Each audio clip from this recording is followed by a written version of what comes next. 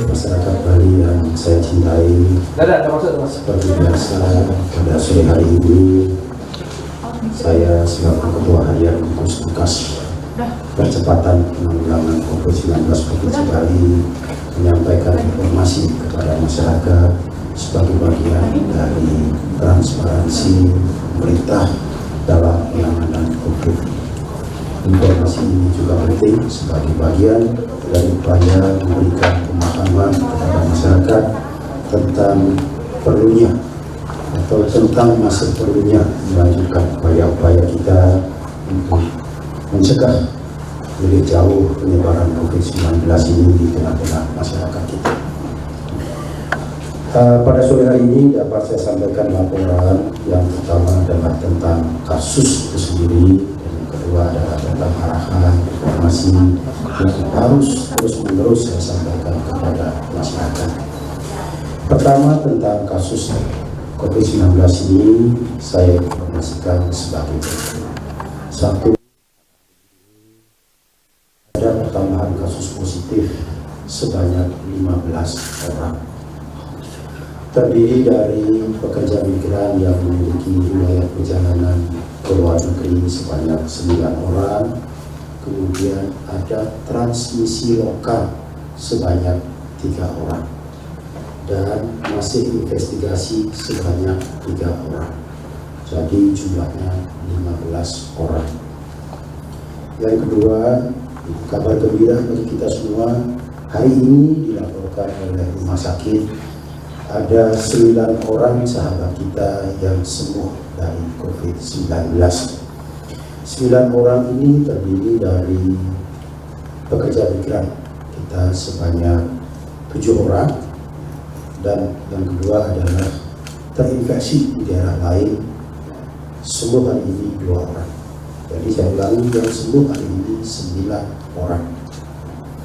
Sehingga secara akumulatif jumlah yang sembuh hari ini mencapai 32 orang. Tadi saya belum sampaikan jumlah akumulatif yang positif. Jumlah akumulatif yang positif sampai dengan hari ini sebanyak 113 orang. Kemudian yang ketiga, sedang dirawat di rumah sakit sebanyak 78 orang.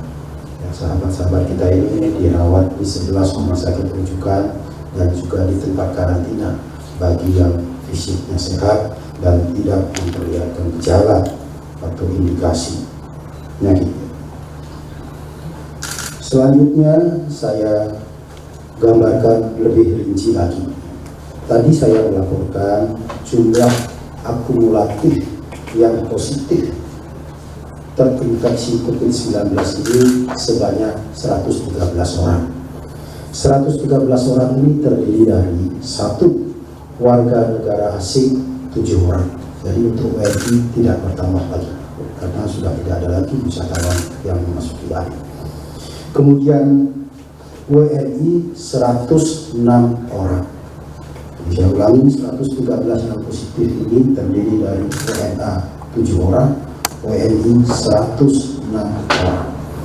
WNI 106 orang ini juga saya dapat rinci lebih detail lagi sebagai berikut. 72 orang merupakan kasus imported case, artinya dibawa dari luar negeri oleh sahabat-sahabat kita yang pada bulan-bulan ini memiliki riwayat perjalanan dari luar negeri. Jadi imported case itu 72 orang. 72 orang ini pun saya detailkan lagi, yakni 68 dari pekerja migran yang baru pulang dari luar negeri dan 4 non PNI. Artinya 4 orang ini adalah bukan PNI tapi warga kita yang pernah punya riwayat perjalanan luar negeri dan saat ini kembali ke Bali. Kemudian mendapatkan atau terinfeksi di daerah lain kemudian ke Bali itu atau sering disebut dari daerah terjangkit itu jumlahnya 13 orang. Selanjutnya transmisi lokal jumlahnya 16 orang. dan masih investigasi 5 orang. Jadi saya ulangi, 113 orang yang positif ini, 7 orang WNA, 106 orang WNI. 106 orang ini imported case 72 orang, dari daerah terjangkit 13 orang, transmisi lokal 16 orang, dan masih diinvestigasi 5 orang. Diinvestigasi ini karena tidak pernah punya riwayat perjalanan ke luar negeri, tidak pernah riwayat perjalanan ke daerah lain yang terjangkit, dan kemudian anggota keluarganya tidak ada yang positif COVID. Jadi masih kita dalami lagi dari mana dia kena. Itu gambaran kasus yang saya laporkan pada sore hari ini. Tentu yang menjadi catatan kita bersama, penting untuk kita pahami bersama adalah angka yang menggambarkan transmisi lokal. Tadi saya sebutkan transmisi lokal berjumlah 16 orang. Transmisi lokal ini adalah penularan penyakit atau penularan virus dari orang yang positif terinfeksi di Bali dan kemudian berinteraksi dengan orang lain. Transmisi lokal ini terjadi karena orang yang positif atau orang yang biasa tanpa melakukan kontak dengan yang positif. Kontaknya itu bisa dalam bentuk kontak fisik langsung, misalnya masa lama, atau juga pernah berkomunikasi dalam jarak dekat tanpa dilindungi oleh masker, atau mungkin pernah duduk di tempat yang dimana orang positif COVID itu pernah duduk, kemudian dia tidak mencuci tangan. Jadi sederhananya masyarakat Bali yang saya cintai, transmisi lokal itu terjadi karena orang berhubungan dekat dengan orang yang positif, yang mungkin tidak diketahui bahwa orang itu positif, tidak menggunakan masker, tidak mencuci tangan, tidak menjaga jarak fisik satu sama lain. Nah, kalau kita sepakat untuk menghentikan pertambahan kasus positif melalui transmisi lokal itu, maka sore hari ini saya ingin mengajak seluruh masyarakat Bali dimanapun berada. Mari kita bersama-sama punya komitmen untuk menghentikan transmisi lokal ini dengan cara yang sangat sederhana, yakni gunakan masker. Yang positif harus menggunakan masker, yang sehat juga harus menggunakan masker, sehingga masker bisa melindungi diri kita semua. Kita tidak pernah tahu orang lain itu terinfeksi atau tidak. Karena itu sebaiknya kita lindungi diri kita dengan menggunakan masker. Yang kedua, rajin mencuci tangan. Yang ketiga, menjaga jarak fisik dan kurangi melakukan aktivitas di rumah kecuali sangat perlu. Saya yakini cara-cara ini adalah sederhana, murah, mudah diikuti, dan mudah dipahami oleh masyarakat. Kalau kita bisa menggunakan cara-cara yang sederhana, yang murah, yang mudah ini, maka kita tidak akan melakukan tindakan-tindakan besar yang memiliki konsekuensi lebih besar kepada masyarakat. Jadi itu himbauan kami yang pertama. Kemudian himbauan kami yang kedua, gugus tugas mendapatkan banyak sekali informasi tentang situasi-situasi lapangan yang kurang kondusif. Ketika pemerintah kabupaten kota mencari tempat karantina bagi PMI yang pulang ini, ada penolakan-penolakan dari masyarakat. Meskipun tempat karantina itu dipilih di hotel atau di tempat-tempat yang merupakan fasilitas milik pemerintah, tapi ada penolakan-penolakan dari masyarakat. Berkenaan dengan hal tersebut, maka saya ingin menyampaikan kepada seluruh masyarakat Bali, apa itu tempat karantina, siapa yang dikarantina, dan bagaimana mereka di sana, serta bagaimana virus ini menular ke orang lain. Penjelasan saya adalah bahwa yang dimasukkan ke karantina oleh pemerintah kabupaten kota itu adalah orang yang sudah kami rapid test di bandara atau di tempat karantina provinsi, yang hasilnya negatif atau hasil tesnya negatif, itu kami serahkan kepada pemerintah kabupaten kota untuk dikarantina oleh pemerintah kabupaten kota dalam satu tempat atau beberapa tempat di bawah pengawasan pemerintah kabupaten kota, dibantu oleh TNI, Polri, masyarakat. Jadi pertama, yang dikarantina oleh kabupaten kota itu adalah orang yang negatif hasil rapid test. Kemudian mereka dikarantina dalam satu tempat atau beberapa tempat di bawah pengawasan pemerintah kabupaten mengawasi. TNI Polri ikut berjaga di sana, desa adat misalnya juga ikut berjaga di sana, sehingga orang-orang yang dikarantina ini tidak bisa kemana-mana. Dia tidak akan bisa berinteraksi dengan masyarakat di luar tembok atau pagar karantina itu, tidak bisa. Kemudian orang luar juga tidak akan diizinkan masuk ke tempat karantina kecuali petugas medis dan petugas keamanan. Jadi yang dikarantina ini tidak akan keluar dari tempat karantina. Kemudian virus ini juga menular tidak melalui udara, tidak melalui angin. Artinya jika ada kawan-kawan kita di tempat karantina ini, ada yang positif misalnya, itu virusnya tidak akan menyebar melalui angin, melalui udara, mengenai penduduk di sekitarnya. Tidak akan seperti itu. Penularan virus corona ini melalui interaksi jarak dekat, 1 meter atau kurang, di mana ada droplet yang keluar mengenai orang lain, ada bagian-bagian tangannya pernah menyentuh bidang permukaan yang di situ berisi virusnya. Hanya dengan cara begitu virus ini menular. Maka kepada masyarakat yang berada di luar tempat karantina tidak akan terkena oleh penyakit ini. Jadi sesungguhnya tidak perlu ada ketakutan dari masyarakat, apalagi mengarah kepada penolakan.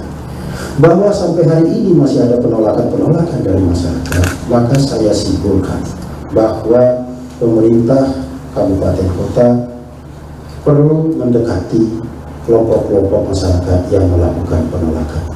Jelaskan kepada mereka dengan baik apa itu karantina, siapa yang dikarantina, bagaimana penularan penyakit. Saya punya optimisme kalau pemerintah kabupaten kota bisa menjelaskan kepada kelompok-kelompok masyarakat itu dengan baik, dengan clear, jernih, maka saya punya optimisme mereka pasti menerima. Contohnya sudah ada di Kabupaten Kelungkung. Ada penolakan masyarakat karena satu hotel digunakan tempat istirahat petugas medis yang menangani corona. Ada penolakan dari berbagai kelompok masyarakat. Pak Bupati, Pak Dandim, Pak Kapolres turun langsung menemui masyarakat, memberi penjelasan, dan ternyata masyarakat memahami dan diterima. Jadi tidak ada penolakan. Bagi kami penolakan masyarakat itu saya sikapi secara positif saja. Pertama, karena mereka takut. Yang kedua, bagian dari kewaspadaan mereka. Dan yang ketiga adalah karena mereka kurang paham tentang cara penularan virus corona. Mereka menduga kalau ada tempat karantina maka masyarakat di sekitarnya akan terjangkit. Yaitu karena mereka kurang paham. Tugas kita, aparat pemerintah, untuk memberikan pemahaman kepada masyarakat. Jadi jangan dibiarkan masyarakat menggunakan logikanya sendiri untuk melakukan penolakan. Bisa kita bayangkan kalau semua desa menolak melakukan penolakan, lalu akan kita bawa kemana? Ditempatkan di hotel ditolak, ditempatkan ke desa ditolak, lalu kita bawa kemana? Ini problem kita bersama. Karena itu saya tetap dalam posisi tidak menyalahkan masyarakat. Sekali lagi karena asumsi saya adalah masyarakat takut, waspada, dan kurang paham.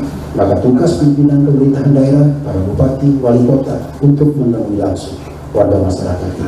Jangan larut dalam pemikiran masyarakat. Pemerintah ini harus berdiri tegak untuk melaksanakan apa yang menjadi upaya pencegahan COVID ini. Dengan demikian, kalau saja semua masyarakat bisa memahami ini dengan baik, kemudian mari kita bersama melakukan upaya pencegahan melalui cara-cara yang sederhana, maka saya pastikan COVID-19 ini tidak akan terus berkembang di Bali. Bahwa sampai hari ini ada penambahan kasus positif, sudah berkali-kali saya jelaskan, penambahan kasus positif ini berasal dari sahabat-sahabat kita, saudara-saudara kita, anak-anak kita yang baru pulang dari luar negeri. Tetapi kepada mereka sudah kami screening betul-betul. Yang positif diambil oleh pemerintah provinsi, dikarantina, diperiksa swabnya menggunakan metode PCR, lalu dibawa ke rumah sakit bagi yang sakit. Jadi yang positif ini kami pastikan tidak kami lepas ke masyarakat. Sudah ditangani oleh provinsi. Kalau saja virus itu bisa menyebar lewat angin, lewat udara, maka yang terkena pertama itu bukan masyarakat, yang terkena pertama adalah petugas-petugas kami. Karena petugas-petugas kami yang melayani mereka yang positif itu di tempat karantina di rumah sakit, sehingga mestinya mereka terkena dulu. Tetapi karena mereka sudah mengikuti protokol tentang pencegahan COVID ini, maka mereka tidak kena. Jadi masyarakat juga begitu. Kalau mengikuti himbauan pemerintah untuk mentaati protokol kesehatan untuk melindungi diri sendiri, saya pastikan masyarakat juga tidak akan terdampak. Ini adalah perjuangan panjang yang sebenarnya dalam tanda petik ya, cukup menantang, cukup memberikan tantangan bahwa ketika penyakit ini merebak, pemerintah bekerja, lalu ada masyarakat sebagian yang melakukan penolakan. Bagi kami itu adalah tantangan untuk membuat pemerintah bekerja lebih serius lagi, bekerja berkomunikasi dengan baik bersama-sama masyarakat. Demikian yang dapat saya sampaikan pada sore hari ini. Terima kasih. Mudah-mudahan Bali yang kita cintai ini segera pulih dari situasi keterpurukan ini. Mari kita bersama-sama menyongsong cahaya di depan kegelapan agar badai cepat berlalu. Semua petugas di fasilitas kesehatan pada saat sekarang ini kan sudah waspada semua. Kalau yang positif di masyarakat seandainya ada, kemudian mereka menunjukkan gejala demam, batuk, sesak napas, tentu mereka datang ke fasilitas kesehatan. Lalu petugas di fasilitas kesehatan, apakah itu puskesmas, rumah sakit, saat ini begitu kedatangan seorang yang melaporkan gejala-gejala seperti itu, maka petugas medis pasti sudah menanganinya, meresponnya dengan menggunakan APD yang lengkap. Kemungkinan ada di masyarakat bisa saja, tetapi kalau dia sakit, dia pasti datang ke fasilitas kesehatan dan petugas di sana pasti akan menggunakan APD lengkap dan juga melakukan tindakan-tindakan sesuai SOP penanganan COVID. Saya pastikan seperti itu. Kecuali kalau positif sehat, nah itu yang bahaya di masyarakat. Karena dirinya sehat, lalu dia pergi kemana-mana, apalagi ke fasilitas kesehatan kan tidak. Nah ini tetap kita mengimbau. Maka dari itu, karena ada kemungkinan yang positif di masyarakat, maka dari itu mari lindungi diri kita dengan menggunakan masker dan rajin mencuci tangan. Daripada mencari yang mereka itu kan kita tidak temukan. Berikutnya Pak, ini ada berita yang mengatakan bahwa Dinas Perhubungan Denpasar ini sebenarnya menyayangkan keputusan pemerintah untuk menurunkan ABK WNI ini di Pelabuhan Benoa. Padahal sebenarnya kan kemarin Mas Ida juga sudah bilang bahwa Pemkot Denpasar sudah memberikan lampu hijau lah gitu untuk rencana pemulangan ABK melalui Pelabuhan Benoa ini. Bagaimana Pak menanggapi hal itu? Iya, mudah-mudahan itu tidak benar. Mudah-mudahan itu tidak benar. Kalau itu benar, maka kalau seperti itu, maka namanya itu tidak tepat. Satu OPD menolak keputusan nasional. Penurunan atau pemulangan ABK menggunakan kapal pesiar berlabuh di Benoa ini adalah keputusan nasional yang sudah dibicarakan antara para pemimpin pemerintahan. Gubernur Bali sudah berkomunikasi dengan surat kepada Ketua Gugus Tugas Nasional. Gugus Tugas Nasional sudah melakukan rapat dan memutuskan seperti itu. Sebagai aparat, tugasnya adalah bekerja melaksanakan perintah. Jadi tidak boleh ada, kalau di provinsi ada seperti itu, saya pasti mengambil tindakan tegas karena itu tidak tepat. Bagaimana mungkin kalau itu ada informasinya, bagaimana mungkin seorang kepala dinas menolak kebijakan pemerintah pusat? Tapi saya pastikan itu tidak benar. Jadi tidak boleh seperti itu. Ini keputusan nasional, bukan keputusan saya. Dan itu sudah dipertimbangkan dengan matang dari berbagai aspek. Tidak boleh itu sektoral. Ya, ini kan bukan hanya urusan Dinas Perhubungan Denpasar, ini urusan Republik Indonesia. Ya, ini bukan urusan Dinas Perhubungan Denpasar, ini urusan Republik Indonesia. Karena itu apa yang menjadi keputusan, mari kita laksanakan dengan baik. Bahwa ada perbedaan pendapat, silahkan saja. Ya, tapi mari kita bekerja mengamankan keputusan nasional. Untuk hasil pemeriksaan ABK yang tadi dirapid tes di Benoa, mungkin sudah ada laporannya? Sudah. Jadi kapal pesiar yang merapat tadi namanya Voyages of the Sea mengangkut 232 ABK, ya, 117 asal Bali.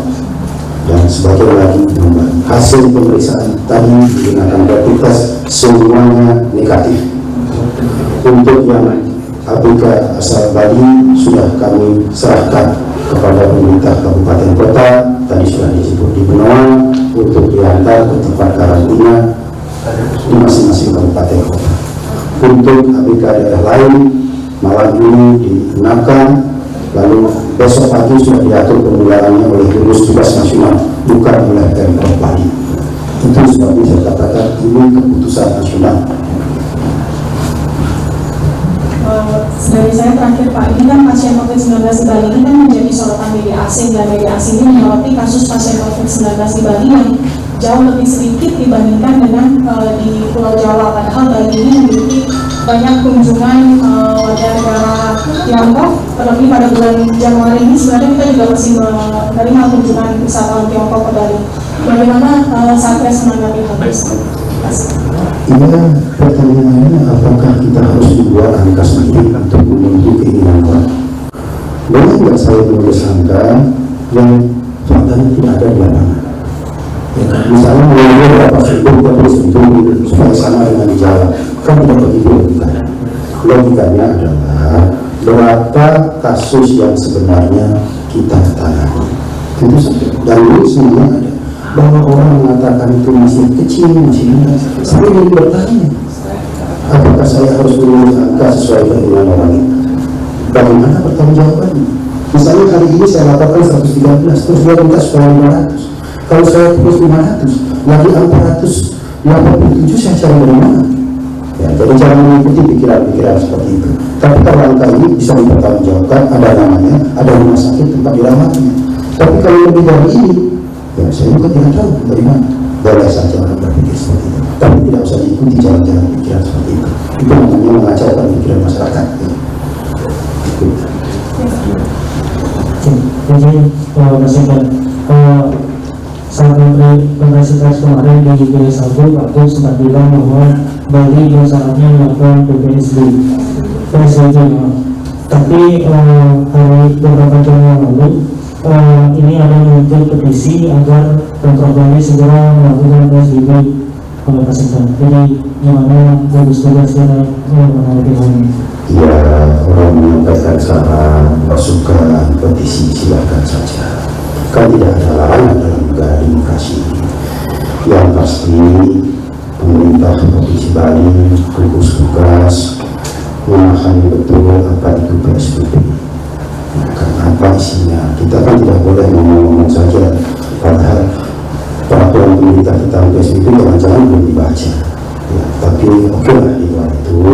Prinsipnya saya tetap menjaga diri, pemerintah Provinsi Bali menjaga diri untuk selalu berpikiran positif atau positif thinking. Bahwa orang, kelompok menyampaikan usul, saran, masukan, petisi, silakan saja, tidak ada larangan. Tapi pemerintah mengambil sebuah keputusan tentu berdasarkan kajian dan berbagai aspek. Ya, harus berdasarkan kajian. Memang cara berpikir orang ke orang dengan cara berpikir pemerintah tentu berbeda. Kalau orang ke orang, kelompok berpikirnya dalam konteks jika. Tapi kalau pemerintah, keputusan pemerintah, kebijakan pemerintah akan berlaku bagi seluruh masyarakat. Kalau seorang gubernur mengambil keputusan ini, maka dia akan berlaku bagi 4,3 juta rakyat Bali. Tetapi yang mengusulkan itu, ya mungkin mempertimbangkan aspek itu. Tapi pemerintah memahami usulan itu, dan untuk menjadikannya sebuah keputusan tentu harus dengan kajian yang matang. Sekali lagi, yang akan terdapat dengan keputusan itu adalah 4,3 juta rakyat Bali.